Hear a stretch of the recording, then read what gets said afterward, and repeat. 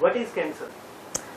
Cancer एक तरह की क्रॉनिक डिजीज है जिसमें हमारे शरीर में एक खराब किस्म के कोशिकाएं, जिनको सेल्स कहते हैं, वो बन जाती हैं और वो बहुत तेजी से हमारे शरीर में बढ़ती जाती हैं। उन पे कोई, हमारे शरीर का उन पे कोई कंट्रोल नहीं रहता है। और जो कि नॉर्मल कोशिकाएं मरती भी हैं, तो ये कोशिकाएं ऐसी होती हैं, कैंसर की कोशिकाएं, जो कि मरती नहीं हैं और ये शरीर के किसी भी भाग में, सिर से लेके पांव तक और किसी भी अंग में हो सकती है। किस कारणों से कैंसर हो सकता है? कैंसर का एक मूल कारण अभी तक किसी को नहीं पता, उस पर काफी रिसर्च चल रही है, लेकिन कई चीजें हैं जिनका कैंसर के साथ एसोसिएशन पाया गया है। मतलब जैसे कि normal pollution, adulterated food, tobacco, smoking, alcohol, fatty diet, ये सब चीज़ें इम्प्लिकेटेड हैं कैंसर के होने में। लेकिन ये सिर्फ सर्कमस्टेंशियल रिलेशन है। इसका पक्का कारण, जिसको कहते हैं कि हाँ इस वजह से ये कैंसर हो गया, वो नहीं पता। लेकिन सबसे महत्वपूर्ण कारण, जिसे तंबाकू जो हो गया, वो किसी भी फॉर्म में अगर लिया जाए तो कैंसर होने के चांसेस बहुत होते हैं। क्या कैंसर को ठीक भी किया जा सकता है? क्या इसका कोई इलाज संभव है? कैंसर ही एक ऐसी बीमारी है हमारी मेडिकल साइंस में, जो उन बीमारियों में से है जिनको जड़ से खत्म किया जा सकता है। मतलब एक क्रॉनिक डिजीज होते हुए भी वो जड़ से खत्म हो जाती है। कैंसर जैसे कि इन्फेक्शंस होते हैं, वो जड़ से खत्म हो जाते हैं, एंटीबायोटिक्स दी जाती हैं, खत्म हो जाते हैं। ट्रॉमा है, उसको हम सर्जरी कर दें तो रिपेयर हो जाता है। तो उसी तरह से कैंसर एक ऐसी बीमारी है जो, इसको एक खराब नाम मिल गया है क्योंकि इसका प्रॉपर इलाज नहीं था पहले। तो लोग सोचते थे कि एक जानलेवा बीमारी है, लेकिन ये सुन के आपको हैरानी होगी कि कैंसर ही एक ऐसी बीमारी है, ना तो हृदय रोग, ना किडनी की बीमारियां, ना शुगर या ऐसी कोई चीज जड़ से जाती है शरीर से, लेकिन कैंसर जो है वो जड़ से चला जाता है। क्या इसकी अर्ली डिटेक्शन संभव है? हाँ जी, अर्ली डिटेक्शन कैंसर की संभव है, और वो इसलिए जरूरी है कि जो कैंसर की जो अर्ली स्टेज है, अर्ली स्टेज यानी कि जब वो ज्यादा फैला नहीं है, तो उसको हम जड़ से खत्म कर सकते हैं। वो किसी भी तरह का कैंसर हो जो अर्ली स्टेज में प्रेजेंट होता है, वो जड़ से खत्म किया जा सकता है। तो उस अर्ली डिटेक्शन के लिए जैसे कुछ कैंसर है, उनमें तो कैंसर होने से पहले जो चेंजेस होती हैं उन्हीं को डिटेक्ट कर लिया जाता है। जैसे स्त्रियों में गर्भाशय के नीचे जो अंग होता है, जिसे सर्विक्स कहते हैं, कैंसर ऑफ सर्विक्स एक बहुत कॉमन कैंसर है हमारे भारतवर्ष में और बाकी जगह भी। तो इनका एक बहुत सिंपल सा टेस्ट है जिसको हम पैप टेस्ट कहते हैं, पैप स्मीयर कहते हैं, जिससे हमें ये पता चल जाता है कि ये पर्टिकुलर स्त्री में ये कैंसर होने की संभावना है कि नहीं, और उसको पहले ही टैकल कर लिया जाता है और वो कैंसर नहीं होता है। या फिर अगर कैंसर है तो उसको आसानी से ठीक किया जा सकता है। इसी तरह से स्तन कैंसर स्त्रियों में जो होता है, अगर नियमित रूप से 40 साल से ऊपर जो स्त्रियां हैं, मैमोग्राफी यानी स्तन का एक्सरे अगर कराती हैं 1 से 3 साल के अंतर पे, तो कुछ स्तन कैंसर या ब्रेस्ट कैंसर जो कि हमें एज अ लंप भी फील ना हो, उस स्टेज में पकड़े जाते हैं और वो जड़ से ठीक हो जाते हैं। मेडिकल साइंस में डॉक्टर कौन कौन से ट्रीटमेंट ऑप्शंस अवेलेबल हैं हमारे? कैंसर को ठीक करने के लिए मुख्यतः 3 पद्धतियां हैं या 3 टेक्निक्स हैं। एक सर्जरी यानी कि ऑपरेशन से वो गांठ को निकालना। दूसरा रेडियोथेरेपी यानी कि किरणों से उसके आसपास के एरिया जो है उसको स्टेराइल करना। और चौथा कीमोथेरेपी यानी केमिकल्स या जैसे कि दवाइयाँ हैं, और जो कि पूरे शरीर में कैंसर जहाँ भी है वहाँ पे उसको ख़त्म करती है। तो ये 3 मुख्य पद्धतियां हैं जिससे हम कैंसर का इलाज करते हैं। इन तीनों के लिए अलग अलग स्पेशलिस्ट होते हैं। ऑपरेशन के लिए सर्जिकल ऑन्कोलॉजिस्ट होता है, किरणों के लिए रेडिएशन ऑन्कोलॉजिस्ट होता है, और कीमोथेरेपी के लिए मेडिकल ऑन्कोलॉजिस्ट ट्रीटमेंट करता है। लेकिन डॉक्टर, पेशेंट्स बहुत डरते हैं कि कीमोथेरेपी से साइड इफेक्ट्स होते हैं, जैसे उल्टियां, गंजापन, काफी प्रॉब्लम्स फेस करते हैं। तो इसका कुछ मुख्य कारण है? हाँ। या कुछ इसका इलाज है? कीमोथेरेपी से लोगों का जो भय है वो एक नेचुरल सी चीज है। वो इस वजह से क्योंकि जो पहले कीमोथेरेपी आती थी, जो बहुत प्रिमिटिव थी, जो इतनी डेवलप्ड नहीं थी, तो उसमें और ना ही उसके जो साइड इफेक्ट हैं उनको मैनेज करने की दवाइयाँ पहले अवेलेबल थी, तो लोग बहुत घबराते थे कीमोथेरेपी से कि ये पता नहीं क्या चीज़ है और ये हम झेल पाएंगे कि नहीं। लेकिन आज की डेट में कीमोथेरेपी लेना इतना कंफर्टेबल हो गया है कि उल्टी वगैरह, जो नॉजिया वॉमिटिंग जिससे लोग डरते थे, वो आजकल इतनी अच्छी दवाइयाँ आ गई हैं कि एकदम नॉन एग्जिस्टेंट हो गई है। और दूसरा, गंजापन या बाल उड़ने का है, वो एक रिवर्सिबल साइड इफेक्ट है जिसको हम कहते हैं कि जैसे ही आपकी ट्रीटमेंट खत्म होगी आपके बाल वापस आ जाएंगे, क्योंकि कीमोथेरेपी डिवाइडिंग सेल्स पे काम करती है, इसलिए बाल जाते हैं। बाल हमेशा एक ग्रोइंग पोर्शन है हमारी बॉडी का, तो इसलिए बाल जाते हैं, लेकिन बाल वापस आ जाते हैं, पूरे बाल वापस आ जाते हैं।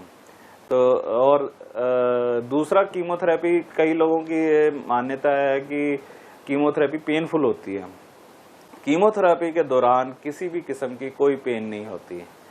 जो पेन्स होती हैं वो जब कैंसर एडवांस हो जाता है तब कैंसर की वजह से पेन होती है। कीमोथेरेपी पेनफुल नहीं होती है। तो कीमोथेरेपी का लेना, और कई लोग कहते हैं कि जैसे कीमोथेरेपी लेने से शरीर में बहुत ज़्यादा कमजोरी आ जाती है, तरह तरह के इन्फेक्शन लग जाते हैं, उसके लिए भी आजकल इतनी अच्छी दवाइयाँ आ गई हैं जिनको हम ग्रोथ फैक्टर्स कहते हैं, जो कि दे के हम कीमोथेरेपी इफेक्टिव वे में, प्रॉपर डोज में हम दे सकते हैं। कीमोथेरेपी का डॉक्टर रूट और फ्रीक्वेंसी कितनी होती है? कीमोथेरेपी जनरली इंट्रावीनस रूट से दी जाती है, और भी कई रूट्स हैं जिसके थ्रू ये दी जाती है। इंट्रा आर्टीरियल कीमोथेरेपी भी दी जाती है लिवर कैंसर्स में, और ओरल कीमोथेरेपी भी होती है, यानी टैबलेट फॉर्म में कीमोथेरेपी होती है। लेकिन ज़्यादातर कीमोथेरेपी इंट्रावीनस यानी हमारी नसों में दी जाती है। और इसका यूजुअली साइकिल्स होते हैं कीमोथेरेपी के, यानी कि आज जैसे किसी को कीमोथेरेपी लगी तो उसका जो नेक्स्ट डोज है वो करीब 21 दिन बाद आएगा। कई जगह पे हफ्ते बाद वाला कोर्स भी होता है, कई जगह पे 15-15 दिन वाला भी होता है। वो डिपेंड करता है कि हम कौन सा शेड्यूल यूज कर रहे हैं, इस बीमारी के लिए कौन सा शेड्यूल, या इस दवा के लिए कौन सा शेड्यूल बेटर है। तो ज्यादातर जो शेड्यूल्स हैं वो 21 दिन के शेड्यूल्स होते हैं, और ऐसे में जो नंबर ऑफ कीमोथेरेपी साइकिल्स हैं वो 6 to 8 साइकिल्स ज्यादातर दिए जाते हैं ट्रीटमेंट में। क्या किसी टेस्ट की भी रिक्वायरमेंट होती है during the treatment of cancer? बिल्कुल जी, ड्यूरिंग ट्रीटमेंट ऑफ कैंसर हमें पेशेंट को, जैसे कीमोथेरेपी है, कीमोथेरेपी के हर साइकिल से पहले हमें ये चेक करना पड़ता है कि पेशेंट का ब्लड माकूल है कि नहीं, उसके वाइट सेल्स पूरे हैं कि नहीं, उसका किडनी फंक्शन प्रॉपर है कि नहीं, उसका लिवर फंक्शन प्रॉपर है कि नहीं। ये सब चीज़ें चेक करके ही नेक्स्ट साइकिल कीमोथेरेपी का दिया जाता है। सर्जरी में भी पहले बेहोशी का डॉक्टर पूरी जांच करता है, उसका कार्डियक फंक्शन, लंग फंक्शन, ये सब चीज़ें ठीक है और वो इतने सर्जरी झेल सकता है, तभी उसकी सर्जरी होती है। रेडिएशन से पहले भी टेस्ट होते हैं। रेडिएशन से पहले ये देखा जाता है कि ये बीमारी का एक्सटेंट कितना है, कितनी पोर्शन को हमें रेडिएट करना है, ये सब चीज़ें होती हैं। Sir, what are the precautions should be taken during the treatment of, जैसे हर पेशेंट के मन में एक डर होता है कि क्या डाइट लेनी चाहिए, क्या कोई एक्सरसाइज करनी चाहिए इसके साथ, तो उसके बारे में कुछ बताएंगे आप? श्योर। मैं कीमोथेरेपी के बारे में जैसे बताता हूँ कि ड्यूरिंग कीमोथेरेपी हमें सिर्फ अपने खाने में इतनी प्रिकॉशन लेनी पड़ती है कि अगर तो ज़्यादा इंटेंसिव कीमोथेरेपी नहीं चल रही, यानी कि ब्लड कैंसर को जो कीमोथेरेपीज लगती हैं वो वाली कीमोथेरेपी नहीं चल रही, तो उस केस में नहीं चल रही, जैसे आम स्तन कैंसर या फेफड़े के कैंसर या मुंह या गले के कैंसर या और किसी सॉलिड ऑर्गन के कैंसर की जो कीमोथेरेपी है, उसमें हम यूजुअली कहते हैं कि आपको सिर्फ इतना ध्यान रखना है कि आपने घर का बना हुआ पका हुआ खाना खाना है। रॉ चीज़ आप ले सकते हैं, लेकिन उसको अच्छे से धो के उसका छिलका वगैरह उतार के और वो सब ले सकते हैं। जो ब्लड कैंसर की कीमोथेरेपी उसमें हम कहते हैं कि आप रॉ चीज़ ना लें तो बेहतर होगा, आपको कुक्ड फूड ही खाना है। तो ये प्रिकॉशन लेनी बहुत ज़रूरी है। दूसरी प्रिकॉशन जो हम सबको कहते हैं कि कोई भी पड़ी हुई और बासी चीज़ नहीं खानी है।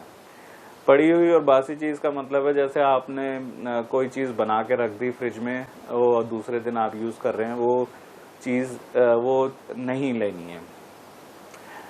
दूसरी बात यह है कि कीमोथेरेपी से फैटीग होता है, कीमोथेरेपी रिलेटेड फैटीग होता है, तो वो फैटीग की इंटेंसिटी ग्रेजुअली धीरे धीरे कम होती रहती है। तो ये इंटेंसिटी और भी रिड्यूस हो सकती है अगर आदमी अपना एक्टिव जीवन या एक्टिव काम कंटिन्यू रखे। अगर वो अपना एक्टिव काम कंटिन्यू रखता है तो वो फैटीग कम से कम होता है। कीमोथेरेपी रिलेटेड या कैंसर रिलेटेड कई लोगों को डिप्रेशन भी हो जाता है, लेकिन अगर अपने नॉर्मल काम में वो बिजी रहता है तो वो चीज़ नहीं होती है। तो as far as exercise concern, ऐसा देखा गया है कि जो लोग ड्यूरिंग ट्रीटमेंट एक्सरसाइज करते हैं तो उनका कीमोथेरेपी टॉलरेट करने का और उसका जो रिजल्ट्स मिलते हैं उनका बहुत फायदा होता है। सर, कैंसर एक डर की तरह है, पेशेंट ये सोचता है कि कैंसर हो गया, पता नहीं क्या हो गया, उसकी फैमिली भी। तो एक लास्ट क्वेश्चन ये है कि what are the common myths about the cancer? Cancer का सबसे पहला मिथ ये है कि cancer means cancer is incurable, cancer ठीक नहीं हो सकता।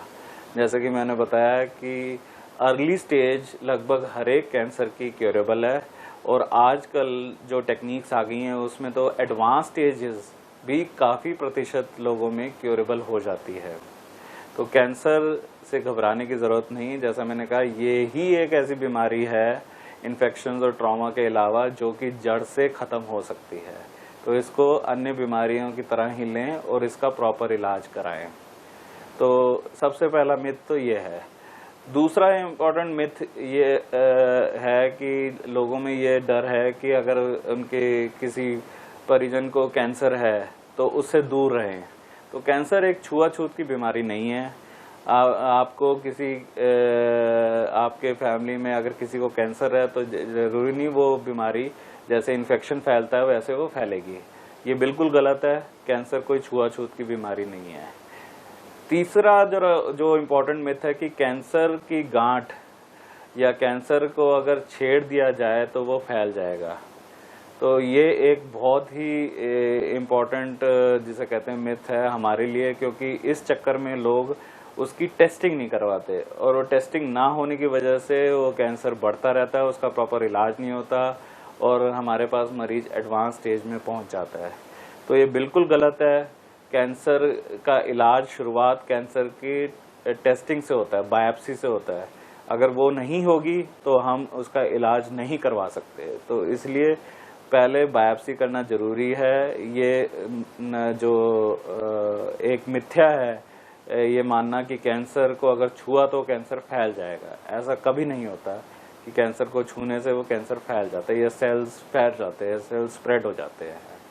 तो ये तीन काफ़ी इम्पोर्टेंट मिथ्स है जो हमें डे टू डे हमारी सोसाइटी में हम लोग इनको सुनते हैं और हमें काफ़ी दिक्कत भी आती है इस चक्कर में लोगों को समझाने के लिए।